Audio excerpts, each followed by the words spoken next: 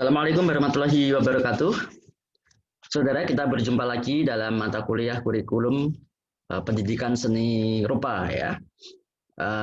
Setelah saudara pada pertemuan berikutnya banyak berdiskusi tentang pengertian kurikulum menurut beberapa ahli dan saudara juga mengkonstruksi pengertian kurikulum, khususnya kurikulum pendidikan seni rupa.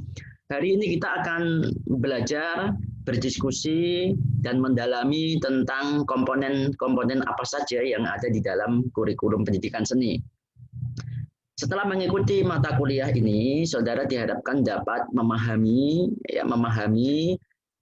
komponen-komponen di dalam kurikulum pendidikan seni, ya, khususnya pendidikan seni rupa.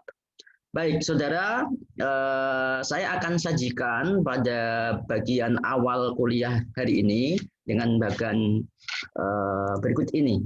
Ya, saudara silahkan simak ya bagian berikut ini.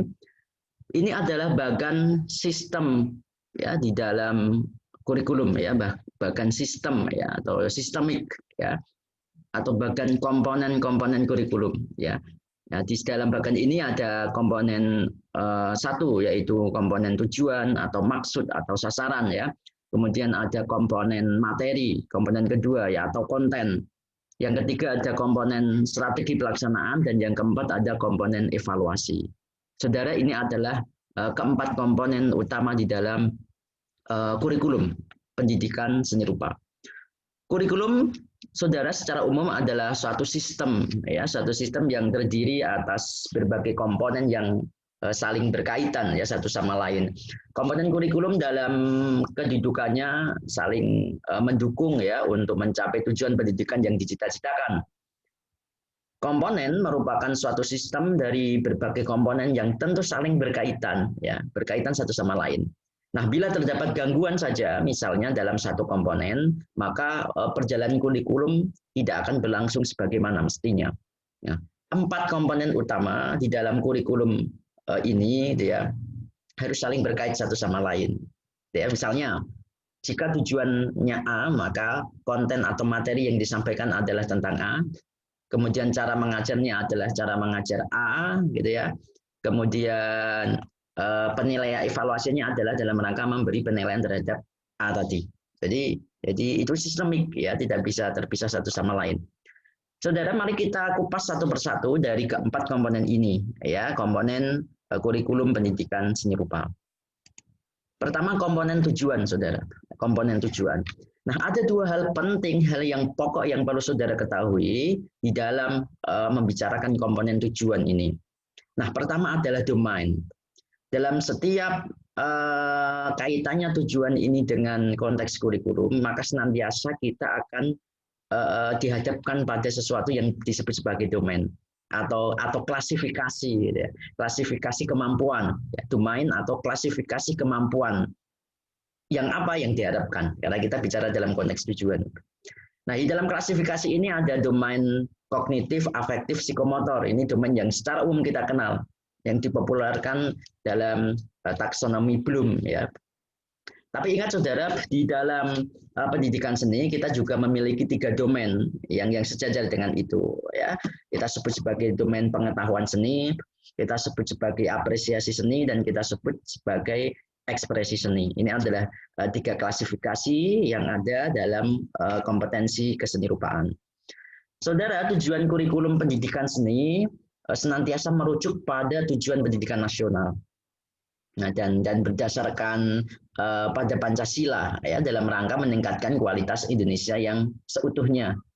Nah, dalam operasionalnya tentu tujuan pendidikan kurikulum pendidikan seni tidak bisa lepas dari tujuan yang sesuai dengan ruang lingkup jenjang, baik itu pendidikan dasar, menengah maupun atas, di mana mata pelajaran seni itu diajarkan ya. Sehingga tujuan kurikulum di berbagai jenjang tersebut walaupun berbeda-beda gitu ya, tujuan pembelajarannya misalnya itu senantiasa tidak bisa lepas dari tujuan nasional, dari visi misi institusi pendidikan, dari tujuan bidang studinya.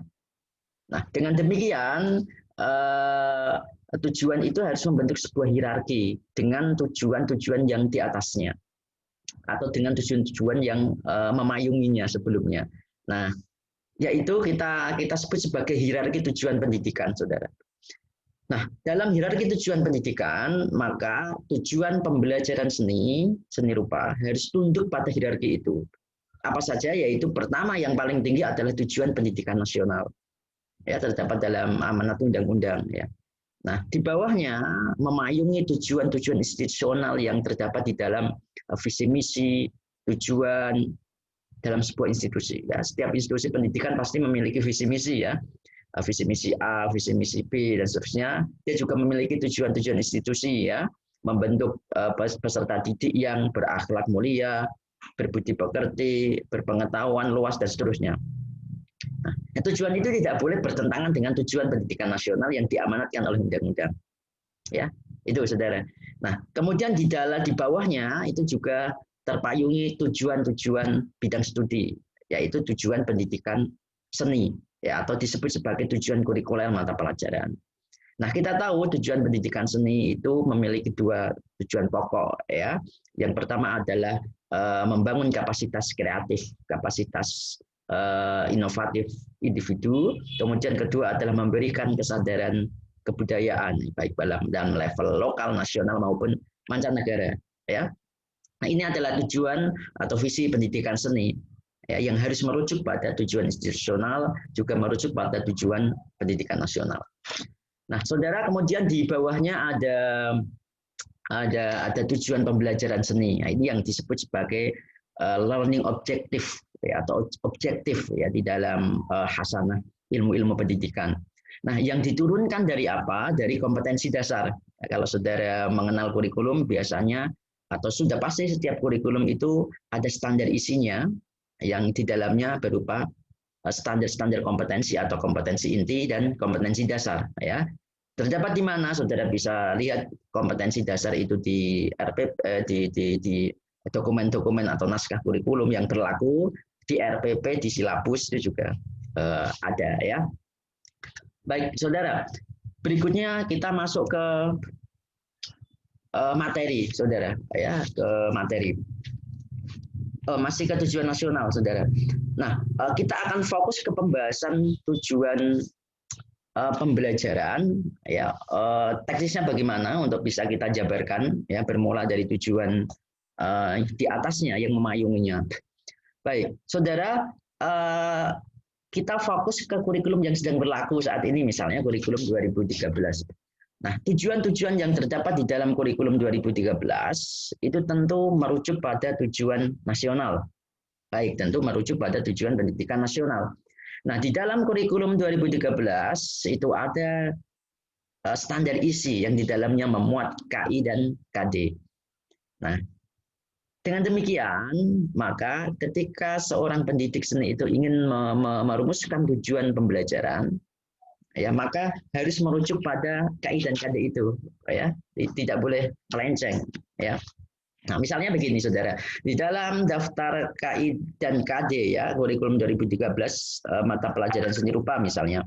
Nah, di sini ada tujuan ketiga, kompetensi inti 3 yaitu pengetahuan, dan kompetensi inti 4 keterampilan, ya. Memahami pengetahuan faktual, konseptual, dan seterusnya. Kemudian tujuan keempat adalah mencoba, mengubah, menyaji dalam ranah konkret, dan seterusnya. Nah, disajikan juga di dalam daftar KI dan KD di kurikulum 2013 ini ada kompetensi dasar. Terdiri atas kompetensi 3 dan kompetensi 4. Ya, 3 itu pengetahuan, 4 itu keterampilan, ya. Ya, 3 itu pengetahuan, 4 itu kelompok keterampilan, ya. KD3 itu pemahaman tentang A, kemudian KD4 itu keterampilan tentang A.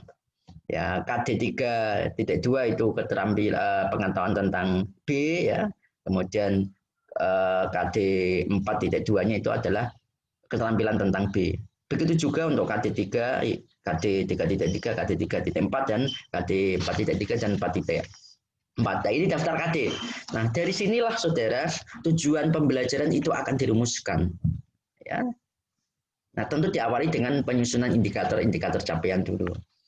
Jadi indikator capaian apa berdasarkan KI dan KD, kemudian tujuan pembelajarannya apa ya, atau learning objektifnya apa ya, berdasarkan indikator dan juga berdasarkan KI dan KD tersebut. Nah, dengan demikian saudara, jika tujuan pembelajaran itu merujuk pada indikator, kemudian indikator merujuk pada KI dan KD yang termuat dalam kurikulum, dan kurikulum itu bagian dari pelaksana pendidikan yang tentu saja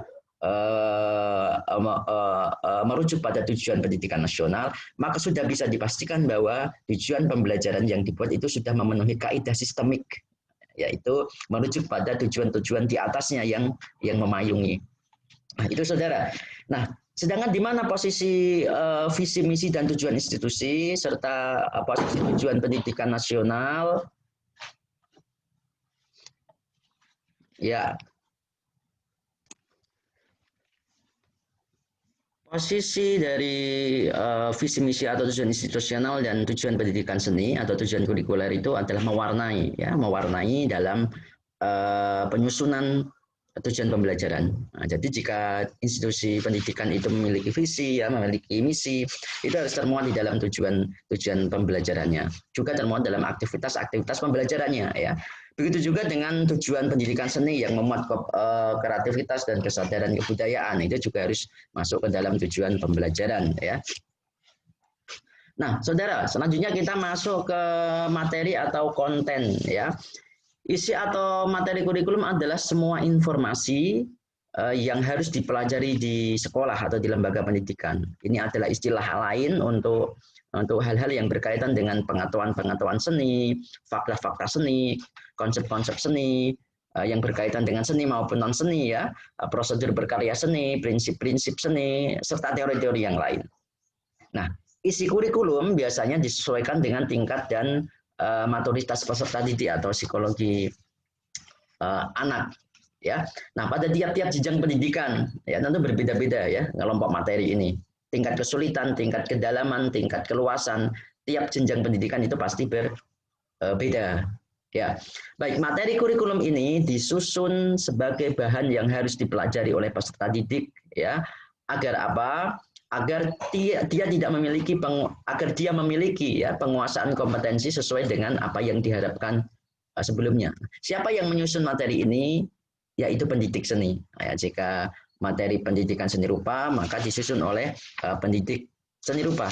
Nah, saudara, dalam bagian ini, saudara, kita dapat fokuskan pembahasan kita tentang materi dalam dua hal. Ya, yang pertama adalah bentuk-bentuk materi atau konten pendidikan seni rupa itu bisa kita kelompokkan menjadi konten yang bersifat pengetahuan seni, konten yang bersifat fakta-fakta seni, atau konten yang bersifat konsep atau teori, konten yang bersifat prinsip-prinsip seni, konten yang bersifat prosedur atau proses-proses berkarya seni. Nah, ini adalah bentuk-bentuk dari materi yang senantiasa melekat, ya, di dalam sebuah kurikulum. Nah, saudara, mengapa materi ini penting, ya, di dalam materi pendidikan seni khususnya penting di dalam pembahasan kita? Karena materi pendidikan seni ini memiliki sifat yang unik, ya, memiliki keunikan. Apa keunikan itu? Ini, saudara. Nah, ada beberapa pertimbangan sehingga kita perlu menempatkan materi ini sebagai sebuah hal yang penting. Ya, salah satunya yaitu sifat materi pembelajaran seni ini sangat beragam, ya, atau menampilkan keberagaman ekspresi estetik individu peserta didik. Ya, kita tahu tidak semua peserta didik itu sama potensi seninya, ekspresi seninya, gitu, ya. Oleh sebab itu konten yang diberikan ini sangat penting dalam rangka mengakomodasi semua potensi-potensi itu. Nah, kemudian kedua, materi seni ini unik, ya, dari seni rupa ini unik, ya, karena memiliki cakupan kewilayahan yang cukup luas, ya, meliputi kesenian-kesenian lokal, kesenian-kesenian nasional, dan kesenian mancanegara. Ini cakupannya luas, saudara, dari segi kewilayahannya. Nah, ketiga, keunikan yang lain dari materi seni ini adalah karakteristiknya memiliki cakupan historis yang panjang, ya. Mulai dari masa praaksara, kemudian seni rupa masa Hindu-Buddha, seni rupa masa Islam, ya, di Indonesia sendiri ada seni rupa masa penjajahan, kemudian pasca kemerdekaan, ya bahkan sampai di era-era saat ini yang kita rasakan, ya masuknya fenomena-fenomena seni media baru, ya di mana digitalisasi dalam berkesenirupaan itu menjadi bagian yang tak terpisahkan. Nah, ini cakupan historisnya itu panjang sekali, saudara. Inilah keunikan atau karakteristik dari materi seni rupa yang kompleks, ya. Kemudian kompleksitas berikutnya yang menjadi karakteristik atau keunikan materi seni rupa adalah adanya cakupan ideologis, gitu ya, mulai dari klasikisme, kemudian modernisme, sampai dengan postmodernisme, gitu ya. Jadi ini ada memiliki cakupan ideologis, memiliki cakupan historis yang panjang, memiliki cakupan kewilayahan yang luas, dan memiliki cakupan keberagaman ekspresi individu yang tidak sama antara satu individu dengan individu yang lain. Inilah keunikan atau 4 keunikan karakteristik materi seni rupa dibanding bidang studi yang lain, ya. Nah, saudara, komponen ketiga adalah strategi pelaksanaan, ya, strategi pelaksanaan. Strategi atau metode lah kita bisa sebut itu akan menghubungkan kepada pengalaman belajar, kemudian isi kurikulum, ya, pelaksanaan kurikulum dan tujuan kurikulum itu sendiri. Strategi atau metode mengajar akan menerapkan tujuan dan penggunaan konten untuk menghasilkan sesuatu yang ingin dihasilkan. Nah, strategi pembelajaran misalnya mengubah kurikulum menjadi implementasi. Jadi strategi pembelajaran itu mengubah rencana-rencana kurikulum menjadi implementasi yang sudah diterapkan di lapangan. Nah, para pendidik atau calon pendidik seni dalam hal ini harus memahami bahwa strategi atau metode atau model dalam mengajarkan seni itu sangat beragam. Ya, tidak terbatas pada ceramah, praktek, dan mencontoh, ya.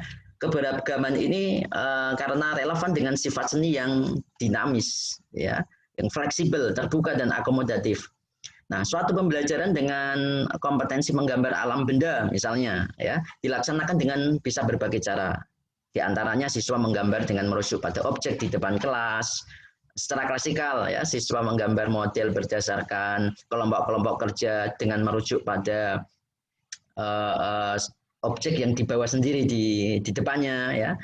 Bisa juga siswa menggambar model dengan kelompok kerja, ya, yang dapat dipandu oleh salah satu siswa di dalam kelompok itu sebagai ahli, ya, atau tutor sebaya. Atau bisa juga tiap-tiap siswa itu mencari objek atau benda yang ingin digambar di sekelilingnya, ya, secara outdoor. Dan juga masih banyak alternatif yang lain, saudara. Nah, komponen strategi ini tak kalah penting, ya, dari 2 komponen sebelumnya, yaitu komponen tujuan dan materi. Mengapa? Karena strategi mengajar seni yang tepat dan menyenangkan serta efektif itu dapat membantu untuk mencapai kompetensi yang dicita-citakan. Sebaliknya, cara-cara yang dipilih dan dilaksanakan tersebut tidak tepat, ya. Jika tidak tepat, maka akan berakibat pada gagalnya meraih kompetensi yang diharapkan. Nah, siapakah yang paling berperan sebagai aktor di dalam strategi mengajar ini? Yaitu pendidik seni, ya, jawabannya. Nah, terakhir, saudara, adalah evaluasi atau penilaian. Nah, tujuan-tujuan yang telah ditetapkan sebelumnya oleh pendidik, ya, perlu dinilai ketercapaiannya. Benarkah tujuan pembelajaran itu sudah tercapai? Atau tujuan sebuah kurikulum itu sudah tercapai, dalam program pendidikan itu sudah tercapai. Maka perlu dipastikan, ya, ketercapaiannya, yaitu dengan cara evaluasi. Jadi, evaluasi merupakan aspek yang penting, ya, untuk apa? Untuk memastikan keberhasilan pelaksanaan kurikulum seni rupa, ya, di lapangan. Baik itu tentang sistemnya, kemudian maupun secara khusus tentang siswa dalam proses belajar, ya. Itu perlu dipastikan keberhasilannya. Peran pendidik seni di sini, ya, dalam komponen ini harus terus-menerus memantau kemajuan pelaksanaan kurikulum itu. Ya, tegasnya komponen evaluasi itu harus memastikan bahwa peserta didik, ya, atau subjek di dalam kurikulum pendidikan seni itu telah memperoleh pengetahuan, sikap, dan keterampilan yang diharapkan, ya. Dengan kata lain, menilai pelajar untuk melihat apakah mereka memenuhi standar tertentu atau belum. Baik, saudara, ini adalah sasaran evaluasi, ya, di dalam tabel ini yang ingin saya tunjukkan pada saudara, bahwa evaluasi itu sasarannya bisa bisa pelajarnya, bisa apa namanya kegiatan mengajarnya atau pembelajarannya yang melingkupi banyak hal, kemudian bisa keseluruhan program. Bila sasarannya adalah pelajar, maka ini disebut sebagai penilaian hasil belajar ya. Nah, kriterianya apakah peserta didik mengalami perubahan ke arah yang lebih baik selama proses belajar seni. Ya, ini harus kita pastikan. Kemudian jika sasarannya pelajar, penilaian ini dilakukan untuk menelusuri apakah peserta didik telah mencapai standar tertentu sesuai dengan sesuatu yang telah ditargetkan dalam tujuan pembelajaran seni rupa dalam sebuah kurikulum yang berlaku. Berikutnya, jika sasarannya adalah pengajaran atau aktivitas pembelajaran secara utuh, ya, maka penilaian ini dilakukan untuk memastikan apakah proses pembelajaran seni yang telah dilakukan dianggap sukses dalam memenuhi harapan peserta didik, guru, atau institusi. Nah, sedangkan jika sasarannya adalah keseluruhan program pembelajaran, program pendidikan di sebuah institusional atau dalam skala luas atau nasional, ya, maka penilaian atau evaluasi tersebut digunakan untuk memastikan apakah keseluruhan program pendidikan seni rupa yang meliputi konten, proses, dan metode itu telah mencapai tujuan yang dicita-citakan. Nah, ini saudara ya, empat komponen kurikulum ya, ada tujuan, ada materi atau konten, ada strategi pelaksanaan, dan terakhir ada evaluasi. Nah, untuk lebih memperdalam dan memperkaya apa yang telah kita pelajari hari ini, kita akan berdiskusi saudara secara daring di elena.unes.ac.id. Saya akan memberikan pertanyaan untuk saudara tanggapi bersama-sama. Terima kasih, selamat berdiskusi. Wassalamualaikum warahmatullahi wabarakatuh.